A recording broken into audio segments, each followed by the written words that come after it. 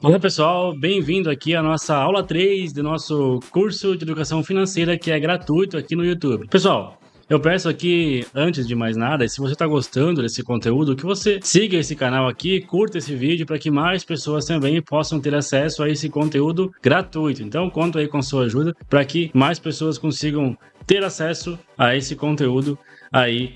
Com certeza você talvez está ajudando muitas pessoas com isso, tá, pessoal? Então, na aula de hoje, nós vamos aprender a como organizar as nossas finanças pessoais. Tá? Então a aula de hoje é muito importante porque a gente vai organizar cada coisinha. E pessoal, nesse vídeo aqui eu vou dividir ele para dois públicos diferentes. O primeiro público é aquele público mais baixa renda, aquele público que não tem aí muita condição financeira, muita capacidade financeira para arcar com suas dívidas. Sendo assim, são pessoas que têm mais dificuldades financeiras e com isso não conseguem seguir aqui alguns passos que eu daria para quem já tem aí uma estrutura melhor, um salário melhor, uma condição financeira melhor, tá? Então, vamos dividir isso aqui em duas partes, tá? Primeira parte são as pessoas aí com menos condições financeiras, aquelas pessoas que ganham ali um salário mínimo, um pouco mais do salário mínimo, ou que a família toda ganha aí mais ou menos uma média familiar de 2 salários mínimos, 2,5,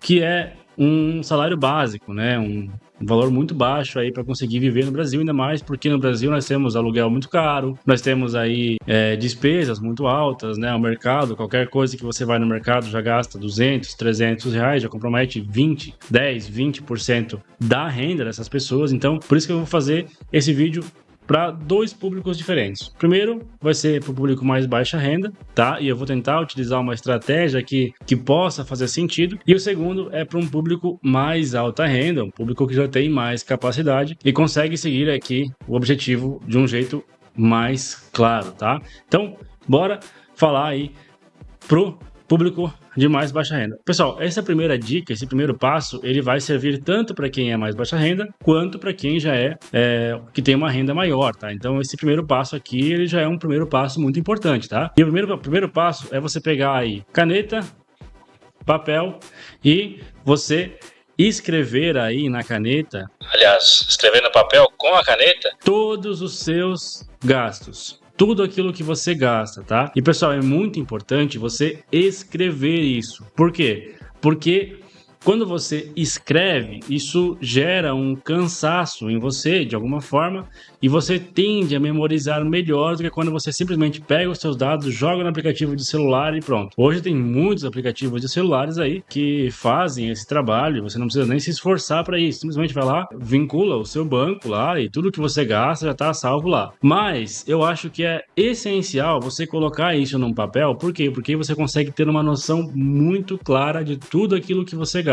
Depois sim, quando você já tem essa noção inicial, aí depois eu acho que até é interessante você utilizar um aplicativo porque é muito mais fácil, a gente só joga os dados lá no aplicativo e pronto, né? Não tem mais problema nenhum. Mas nesse primeiro momento eu acho que é fundamental você colocar isso no papel e depois só aí jogar esses dados aí no aplicativo, tá? Então, primeiro passo, coloca aqui no papel, né, tudo aquilo que você gasta, tudo, seja mercado, seja padaria, seja com transporte, né, gasolina, despesas com o carro, despesas com a casa. E pessoal, lembrando, despesas com o carro e despesas com a casa, é importante você colocar também aí gastos com IPVA, com licenciamento, gastos com IPTU, caso você tenha casa já, caso você não tenha casa, né, gastos comuns da casa, gás, energia, internet, enfim, esses gastos todos, tá? Ah, Carlos, eu não sei quanto eu gasto de gás por mês. Poxa, pega lá o valor do botijão de gás, divide ali pelo tanto de meses que, na média, dura esse botijão de gás, e aí você vai ter o valor aí do seu gás, né? De quanto você gasta de gás, né? Ah, Carlos, mas eu não sei o licenciamento, eu pago uma vez só, eu não pago ele mensalmente. Então, o que você vai fazer?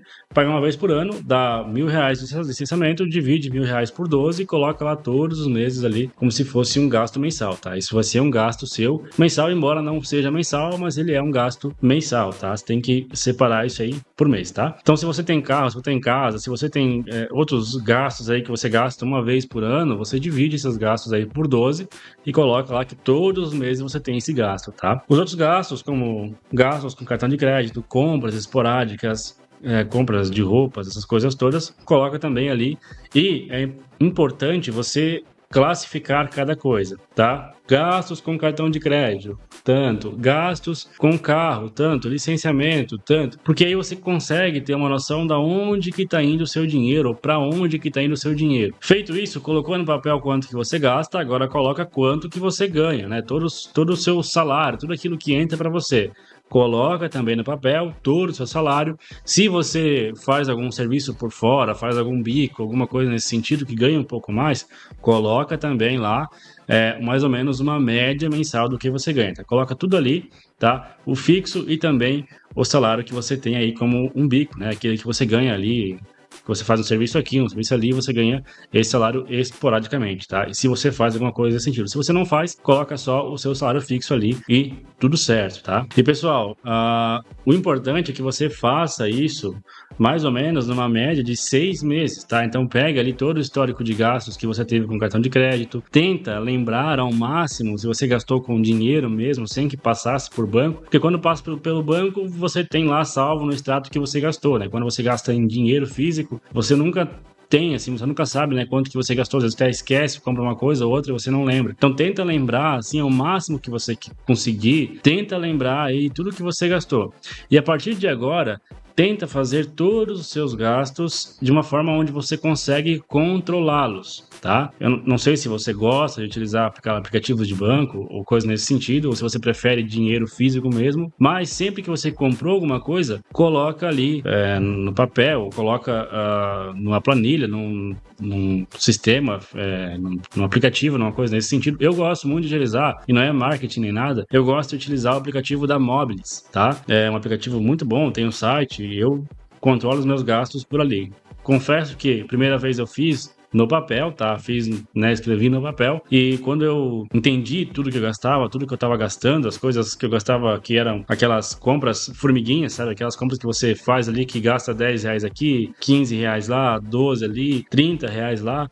Esses gastos, eu percebi que esses gastos, eles eram muito grandes. No fim do mês, dava um montante muito grande. Gostava um pouquinho aqui, um pouquinho ali, um cafezinho ali, um cafezinho lá, uma coisinha aqui, né? Um negocinho lá, e quando eu vi no fim do mês, tava um bolo muito grande. Foi somando, naquele momento, os 10, 12, 15, 20, R$30 não parecia muita coisa. Mas foi somando, e no fim do mês deu um bolo gigantesco, deu um valor bem alto. Então isso foi uma coisa que eu percebi anotando todas as coisas, né? Passando pelo processo de anotar mesmo, digamos, o processo de dor, né? Que é um processo que você tem que parar, se dedicar, ver as coisas, todas as coisas, colocar no papel todas as coisas. Passando por esse processo, eu senti assim que era necessário fazer tudo isso, porque senão eu não ia conseguir controlar. Se fosse só jogar tudo no aplicativo, o aplicativo ia me dizer quanto eu tô gastando, as coisas tudo certinho, mas eu não teria um controle disso. Teria lá só, transporte tanto, tal coisa tanto, mas eu não teria um controle disso, não sabia onde é que tá indo esse dinheiro de fato. Então, colocando tudo no papel, eu entendi bem para onde que tava indo meus gastos, né? O que eu ganho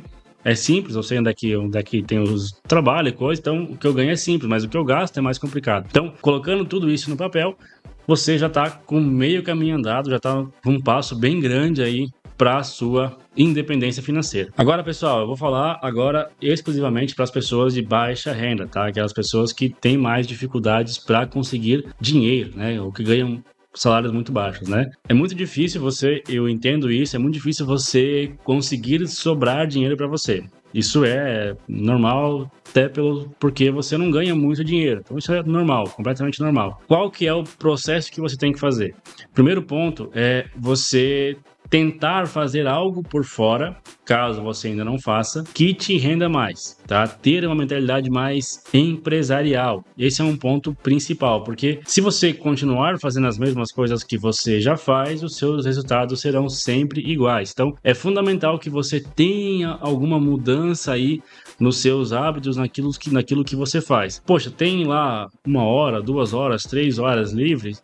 Tenta estudar para aprender algo novo, uma profissão diferente, algo que você pode agregar aí ao seu financeiro no fim do mês. Eu, particularmente, eu fiz muito isso, né? Eu procurei muito fazer essas coisas por fora. Foi nessa busca de várias fontes de rendas que eu encontrei várias fontes de rendas e com isso, hoje eu vivo muito mais tranquilo com essas fontes de rendas, tá? Então, é uma questão de você, né, dar um passo a mais e mudar um pouco, talvez, a mentalidade. Caso você já faça isso, ótimo, foque ainda mais nisso, trabalhe bastante a questão de vendas, né? Aprenda a vender o seu serviço, afinal, você vende todo dia, o dia inteiro, alguma coisa, então, se você não vende nada físico, você vende o seu tempo por dinheiro, então venda melhor, procure se especializar em vendas para poder vender mais o seu produto, aquilo que você faz ou aquela habilidade que você tem, né? E aí sim você consegue ganhar mais dinheiro. Então é muito difícil você conseguir economizar muita coisa. Eu sei disso, então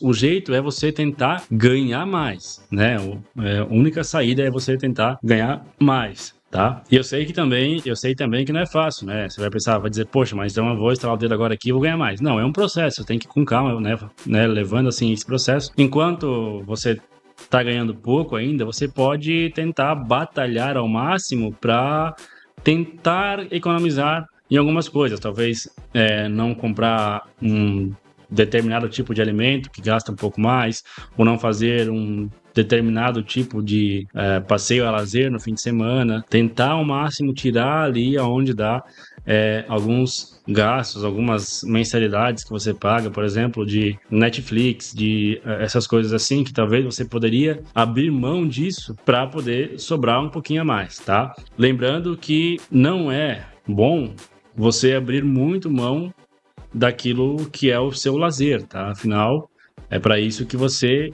trabalha, né? Não é para pagar conta, é para viver bem, tá? E viver bem tem muito a ver com o lazer e com as coisas que você faz no dia a dia. Se a Netflix for o seu lazer, tenta economizar em outra coisa, tá, pessoal? Não vá aí parar com tudo e viver no tédio só para economizar mais dinheiro. Não, mas também não vá gastar doidado só para poder viver melhor. Não é assim que funciona. Você tá abrindo mão agora do seu presente para viver melhor no seu futuro. Então, algumas coisas sim são necessárias, algumas mudanças sim são necessárias, nada muito brusco, mas algumas coisas são sim necessárias que você faça. E para quem tem uma renda maior, né, o segundo público de pessoas que eu direciono esse vídeo, uma coisa muito fundamental é você utilizar a regra dos 50, 30, 20. O que seria essa regra? 50% você vai destinar às suas necessidades. Casa, carro, transporte, alimentação, né?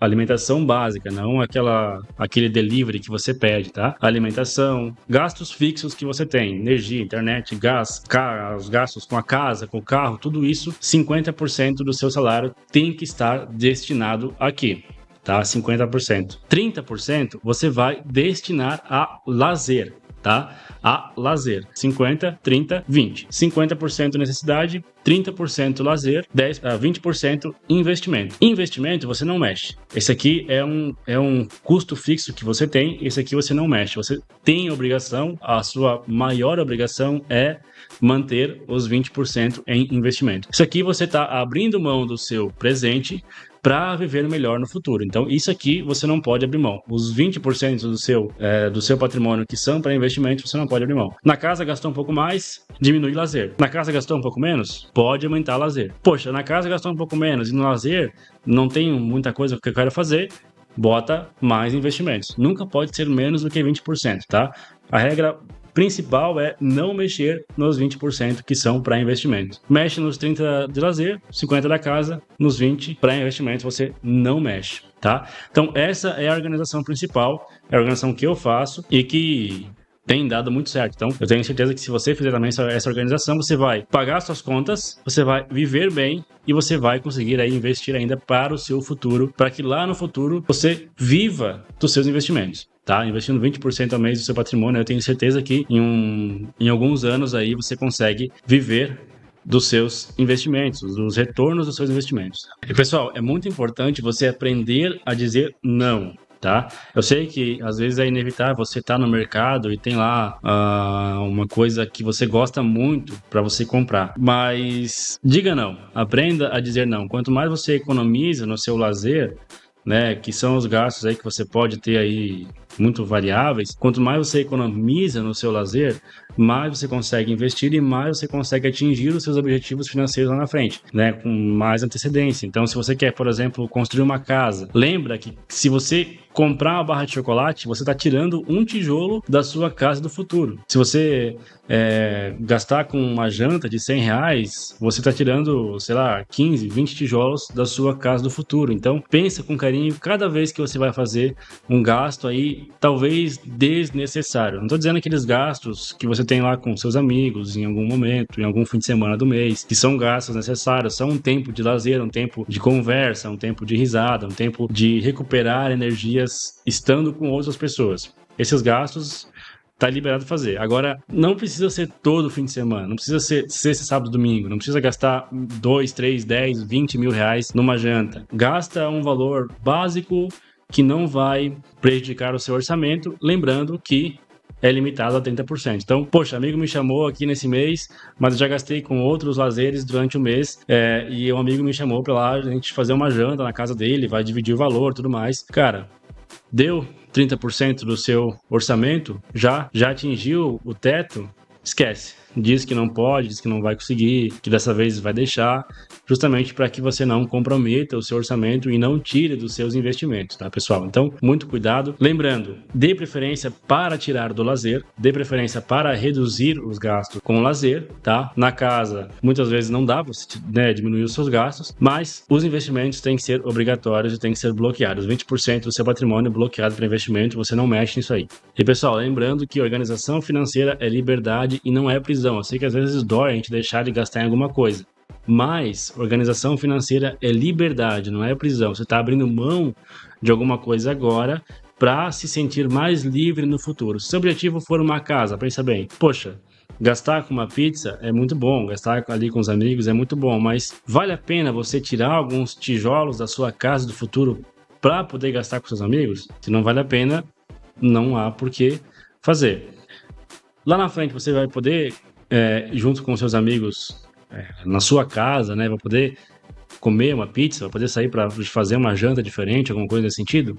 Muito provavelmente sim. Então é esse pensamento que você tem que ter. Talvez abrir mão de algo agora para que lá no futuro seja ainda muito melhor, né? Então, dizer não é dizer sim à liberdade, tá? Muitas vezes dizer não é dizer sim à liberdade. Beleza, pessoal? Obrigado por ter visto essa aula até aqui. Até a próxima aula, que a gente vem com mais conteúdo dizer para vocês.